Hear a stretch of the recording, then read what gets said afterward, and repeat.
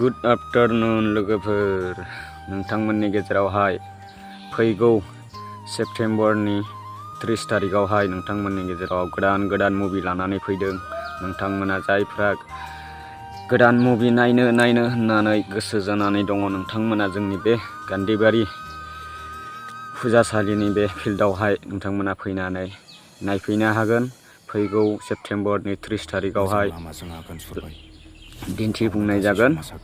लोगोसे 30 तारिखआव दङ जोंहा जिनाहारि, लोगोसे 1 तारिखआव दङ गोसोआ बोराया, 2 तारिखआव दङ जांख्रिथायनि थैसाम, 3 तारिखआव दङ सानजारां। नोंथांमोना नुनो मोनगोन लोगोफोर। नोंथांमोना जायफ्रा गोसो खालामनानै दङमोन, नायनो गोसो जानानै दङ, नोंथांमोना फैनानै नायफैनो हागोन। गोदान मुभि ओंखारदों, गोबां मोजां जागोन।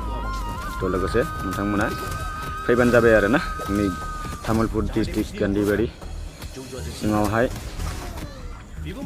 दिन्थिफुंनाय जागोन आरोना।